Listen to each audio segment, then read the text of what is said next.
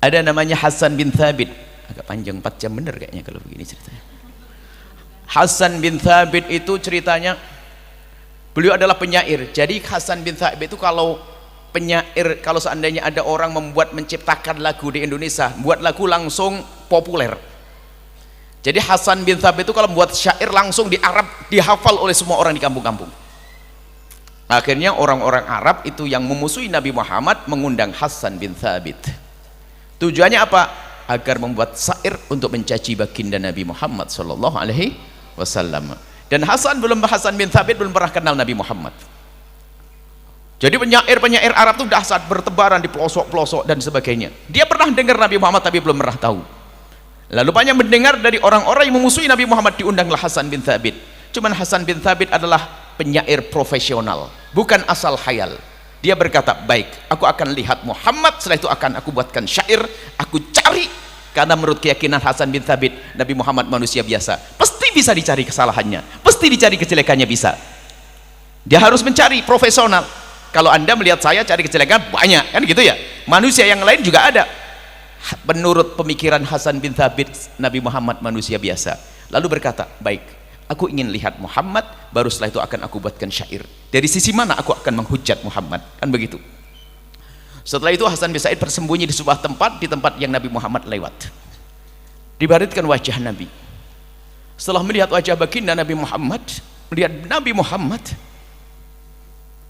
waktu itu sudah dijanjikan dengan pundi-pundi emas, hadiah kalau Hasan bin Thabit bisa membuat syair menghujat Nabi Muhammad akan mendapatkan emas. Dan setelah itu Nabi Muhammad akan dihina oleh orang satu Mekah semuanya. Kemudian tak taunya Hasan bin Thabit setelah itu, setelah melihat baginda Nabi, kembali ke tempat orang-orang kafir, lalu melempar emasnya, lempar. Kenapa Hasan? Aku tidak akan bisa menghujat Muhammad. Lalu dia mengeluarkan syair, lamma ra'aitu anwarahu sata'at, waktu aku melihat wajahnya menyala-nyala, bersinar-sinar, wada'tu min hifati kaffi ala basari, aku letakkan tanganku di mataku. Aku letakkan, waktu aku melihat sinar wajahnya menyala-nyala, aku letakkan telapak tanganku di mataku. Khaufan ala basari min husni suratihi, aku takut karena pancaran matanya, aku takut dengan karena pancaran wajahnya, aku takut akan mataku sendiri. Walastu anduruhu ila ala qadari, dan aku tidak bisa melihat kecuali hanya sesaat-sesaat. Ruhun minal qamari, ruhun minan nuri fi jismin minal qamari, dari dalamnya memancar rohnya seperti cahaya-cahaya, dan badannya semuanya laksana rembulan. Kahilyatin nusijat, anggota tubuhnya kahilyatin nusijat minal anjumiz zuhuri, anggota tubuhnya itu bagaikan rangkaian-rangkaian bintang kejora. Dibuanglah itu apa pundi-pundi, lalu berkata, aku akan ikut Muhammad sallallahu alaihi wasallam. Nggak bisa.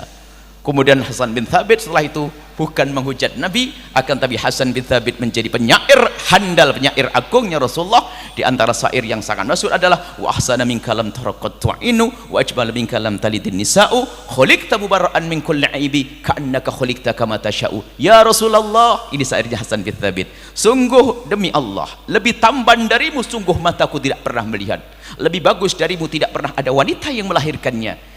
Engkau tercipta terbebas dari segala kekurangan, seolah-olah engkau itu terlahir pesan dulu, ingin mata terbagus, ingin hidung terbagus, ingin bibir terbagus, ingin badan terbagus. Nabi Muhammad tidak ada kekurangan. Itu kholku, ciptaan baginda Nabi, zahir jasad kegantengan Nabi SAW. Adapun akhlaknya Masya Allah luar biasa. Setelah Anda menyaksikan video ini, jangan lupa berselawat kepada baginda Nabi Muhammad sallallahu alaihi wa alihi wa sahbihi wasallam.